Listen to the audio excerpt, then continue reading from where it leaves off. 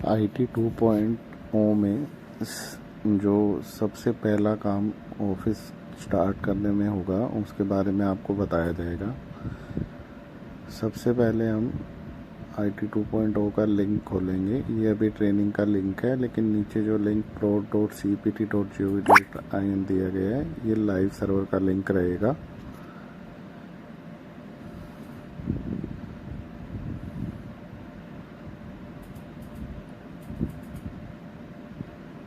Link open होते ही आपको अपनी यूज़र आईडी और पासवर्ड डालना है, और जैसे ही आप साइन इन पर क्लिक करेंगे आपके पास OTP आएगा, और वो OTP आप सबमिट करेंगे। उसके बाद ही आप लॉगिन पर कर पाएंगे।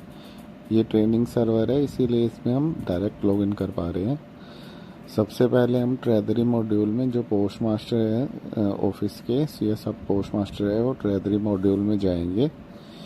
जैसे ही वो ट्रेजरी मॉड्यूल पर क्लिक करेंगे तो सबसे पहले उनके पास एक विंडो हाईलाइट होगी, उसमें लिखा होगा कि please perform the day and for that day.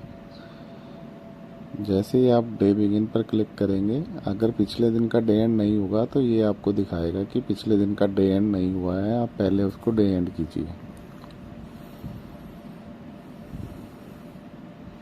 Software के साइड में नोटिफिकेशन आ जाएगी कि पिछले दिन का डे एंड हो गया है और नेक्स्ट डे का डे बिगिन हो चुका है।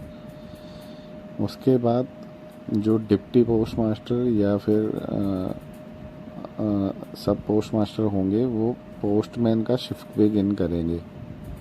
डिलीवरी पोस्ट ऑफिस के जो भी पोस्ट मास्टर या सब पोस्ट मास्टर होंगे, वो अपनी आईडी लॉगिन करेंगे, और लॉगिन करके सबसे पहले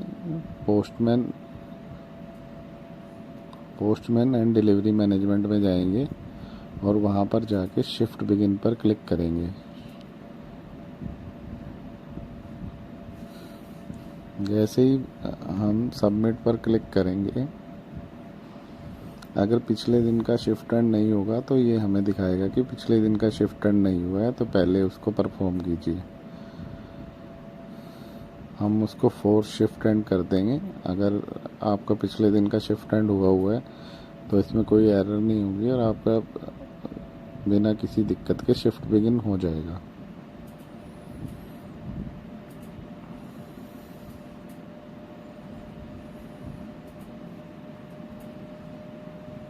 अभी जैसे मैंने पिछले दिन का शिफ्ट एंड कर दिया था, अब मैं जो नेक्स्ट डे है उसका शिफ्ट बिगिन सबमिट कर रहा हूँ, तो ये शिफ्ट बिगिन बिना किसी एरर के सही से हो पा रहा है।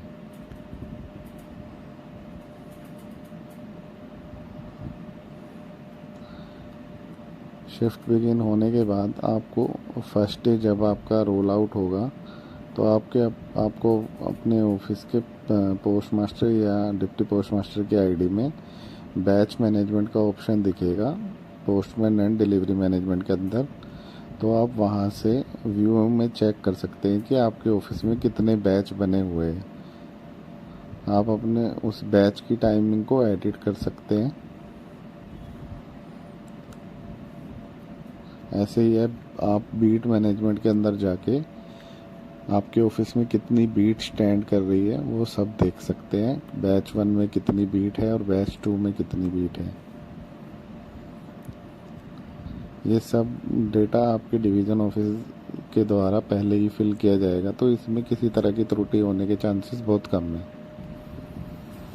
उसके बाद हम बीट मैपिंग में चेक करेंगे कि जो बीट नंबर है वो किस पोस्टमैन के साथ अटैच है। तो यहाँ पे जैसे मैंने पोस्टमैन को सेलेक्ट किया, उसके बाद मैंने बैच आईडी को सिलेक्ट किया कि वो कौन से बैच में है और उसकी बीट नंबर क्या है। ऐसे मैंने बीट नंबर 2 सेलेक्ट करके उसको सेव कर दिया रिमार्क डाल के। तो ये बीट मैपिंग हो जाएगी, मतलब कि बीट नंबर 2 पर जो विकास है वो काम करेगा।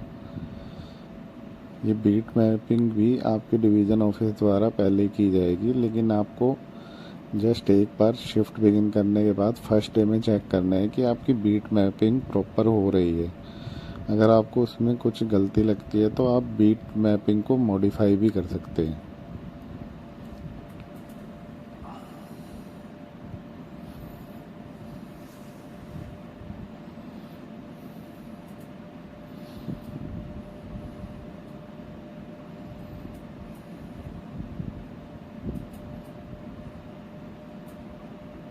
देख पा रहे कि मैंने सेकंड बीट को भी ऐसे ही मैप किया है। तो आपके ऑफिस में जितनी बीट होगी और जितने पोस्टमैन होंगे आप उसमें प्रॉपर बीट मैपिंग कर सकते हैं इस ऑप्शन में जाकर।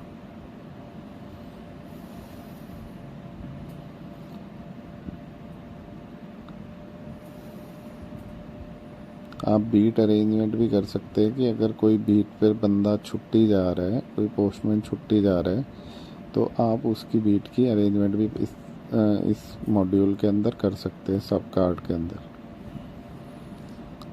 यहाँ पर आपको सारे ऑप्शन प्रॉपर दिख रहे हैं, इसके बारे में आपको बताया जाएगा। उसके बाद जो आपका काउंटर वर्क है उसमें आपको काउंटर एलोकेशन करना है। जो आपके एपीएम काउंटर होंगे या फिर सब पोस्ट मास्टर होंगे वो बुकिंग सॉल्यूशन के अंदर जाकर काउंटर ऑपरेशन में जाएंगे और एलोकेट काउंटर करेंगे। यहाँ पर आपको ऑफिस का नाम दिख जाएगा। आप एम्प्लॉई आईडी को सिलेक्ट करेंगे, उसके बाद काउंटर आईडी को सिलेक्ट करेंगे कि आप किस काउंटर पे उससे काम कराना चाहते हैं। फिर उसकी शिफ्ट आईडी सिलेक्ट करेंगे और उसको एलोकेट कर देंगे। ये आपका काम रहेगा जो फर्स्ट